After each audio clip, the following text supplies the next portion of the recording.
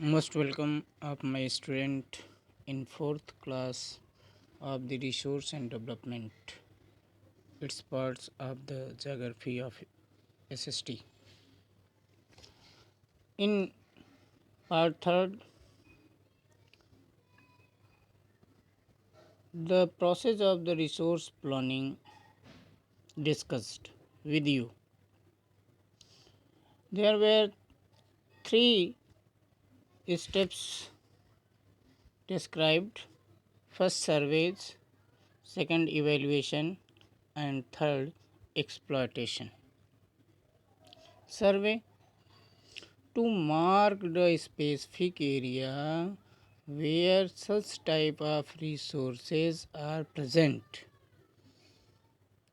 Under of the resources, one things also included, which are the mapping, and under of the survey we try to check the what is criteria of the resources, what is class of the resources are present over there, means on the behalf of development the class of resources marked under the survey.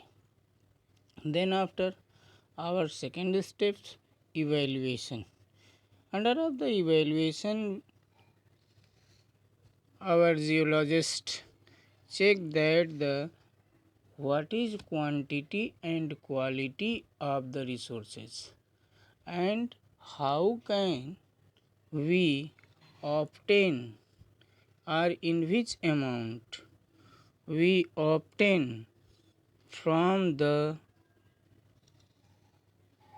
places this such type of resources. It means सबसे पहले वहाँ पर उपलब्ध resources की quantity और quality, then after amount, and after of surveying evaluations, we third step adopted exploitation. Which type of technology used for the extracting of the resources, and what is process of the transportation, how can aggregate to the such of unit where they are processing or they are forming, चाहे वो energy form में हो चाहे raw material form में हो। तो इस तरीके से हम तीन स्टेप अपना करके हमारी जो रिसोर्स प्लानिंग है वो कंप्लीट होती है।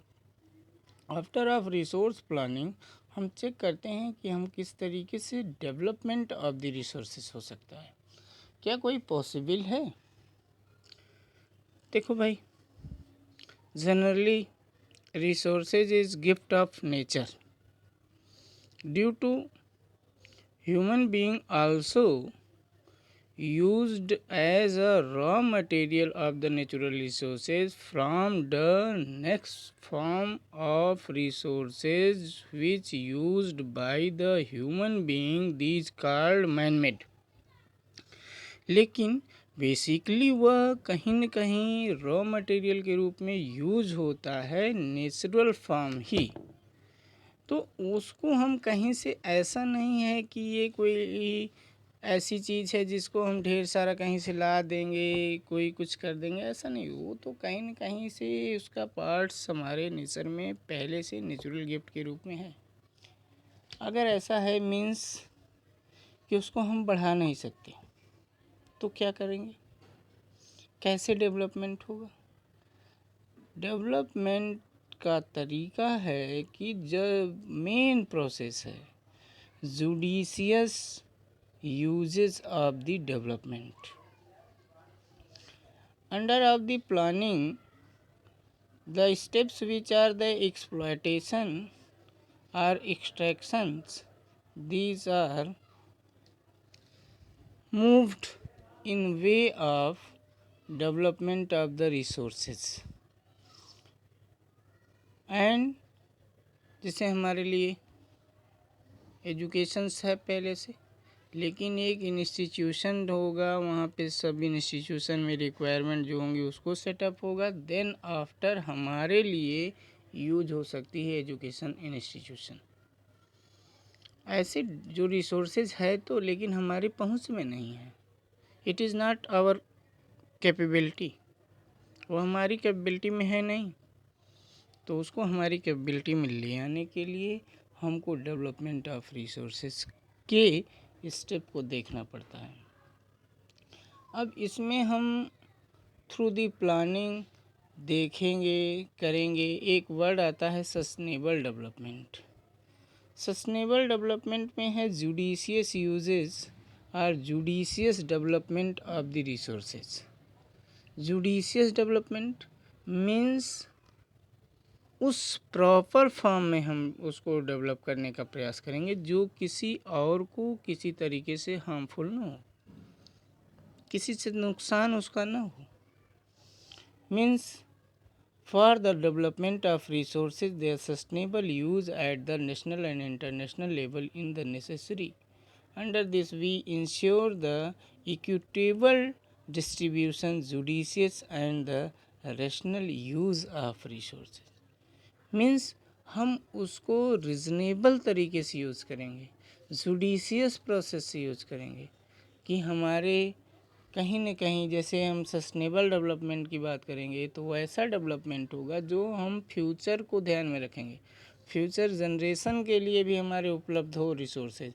ऐसा नहीं कि हम सब एक्सट्रैक्ट कर दें, सब डेवलप्ड कर दें अपने लिए, इसी जनरेशन में समाप्त हो जाए, नेक्स्ट जनरेशन से हमें कोई लेना देना नहीं, ऐसा प्रॉब्लम नहीं करेंगे। Next, protection of the resources. What is mean of the protection of the resources? It means conservation are important it because of use of population growth and environment degradation. आज हमारी जो पॉपुलेशन ग्रोथ कर रही है, population growth के साथ साथ environmental degradation हो रहा है, उसको भी मेंटेन रख करके चलना ही हमारा प्रोटेक्शन ऑफ रिसोर्सेज है। एंड एक नेक्स्ट टॉपिक आपके लिए आएगी कि कहीं न कहीं जैसे हम देख रहे हैं तो जो हमारा ये एक्सट्रैक्शन हो रहा है, एक्सप्लॉयटेशन ऑफ द रिसोर्सेज हो रहा है, उसमें हमें बहुत सारी कहीं एक देखने को मिलती है कि भाई बहुत सारे पोल्यूशन हो जाते हैं, बहुत सारे वेस्टेज निकल जाते हैं। तो वन कॉन्सेप्ट टू साइडेड, एक सिक्के के दो पहलू। अगर कहीं बेनिफिट है तो निश्चित है कुछ लॉस हो रहा होगा, इसलिए हमें ध्यान में रखना है कि हमें अधिक से अधिक बेनिफिट मिले और कम से कम लॉस हो। ऐसी जो प्रक्रियाएं हैं वो हमें कहीं ना कहीं पॉजिटिव वे में ले चलेगी। कुछ problems of the wastage and pollution, the exploitation of the resources leads to accumulation of huge wastage in our environment. Moreover, resources are also misused either because of the efficient technology or the wasteful composition of the patterns. It means हमको जो भी technologies use हो रही है उसको थोड़ा सा ऐसे यूज़ करना है कि हमारे पास वेस्टेज ना के बराबर आए। इसमें हमें कहीं न कहीं एक्सट्रैक्शन ऑफ द रिसोर्सेज में एक्सीडेंट का भी सामना करना पड़ता है, बड़ी सारी दुर्घटनाएं हो जाती हैं। Accident happen while mostly mining, जब खदान में हम काम कराते हैं, खदान से कोई मिनरल्स वगैरह एक्सट्रैक्ट करते हैं तो एक्सीडेंट होने के chances extraction of the resources ज़्यादा होते हैं।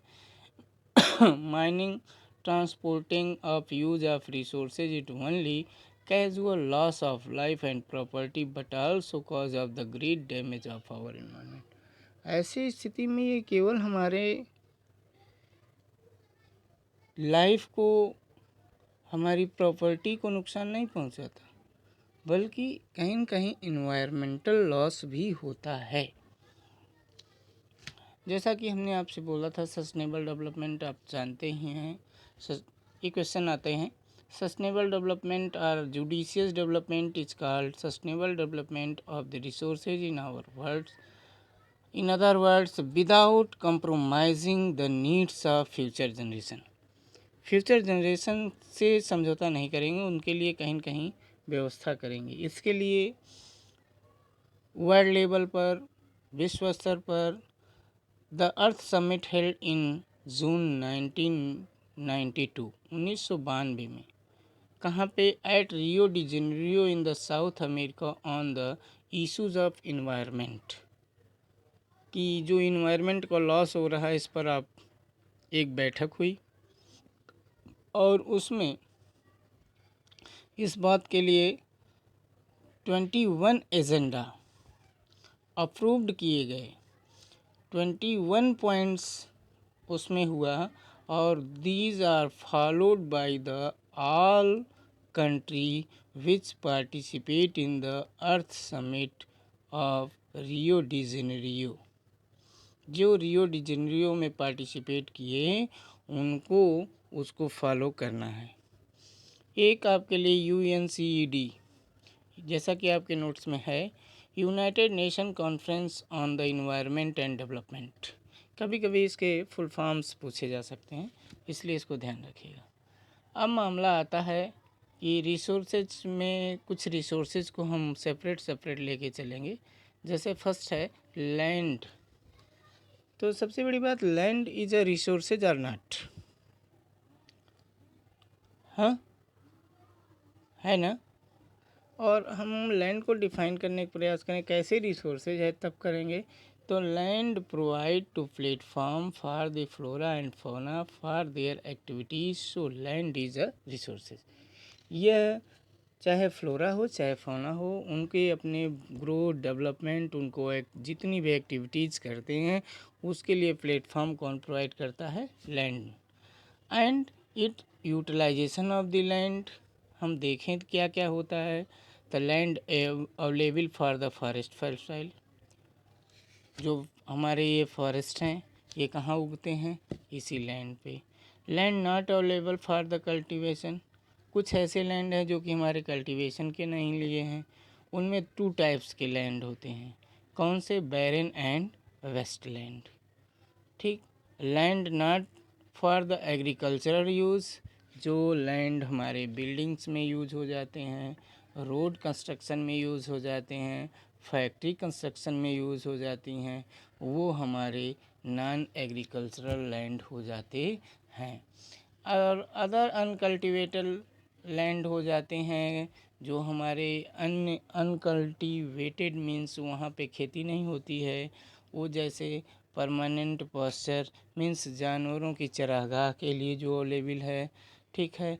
और कभी कभी हमें मिल जाता है कि जो कुछ ऐसे लैंड होते हैं जो नॉन फर्टाइल सॉइल से बने हों, उनको लगभग हम 4 साल 5 साल तक ऐसे छोड़ देते हैं, तो उसमें कुछ amount of the humus generate हो जाता है ऑटोमेटिकली, कुछ रेनफॉल से, कुछ कहीं से कट किया करने की वजह से, तो वो फिर 1 साल 2 साल के लिए यूटिलिटी में आ जाती है, तो वो हमारा कल्टीवेबल लैंड में आ जाता है। फिर कुछ हमारे जो ट्री क्रॉप्स हैं वहाँ वगैरह नहीं लग पाता है। तो ऐसे हम अगर डिवाइडेशन करना चाहें तो बहुत सारे क्राइटेरियाज में हमारा लैंड डिवाइड हो जाता है, जो कि लैंड इज़ अ रिसोर्सेस। ठीक है, वो लैंड हमारा क्या है, एक रिसोर्सेज है, उसकी यूटिलिटी इस प्रकार से है। ओके, नेक्स्ट क्लास में हम बात करेंगे सॉइल पे, क्योंकि ये भी एक लैंड का ही पार्ट है। Thank you.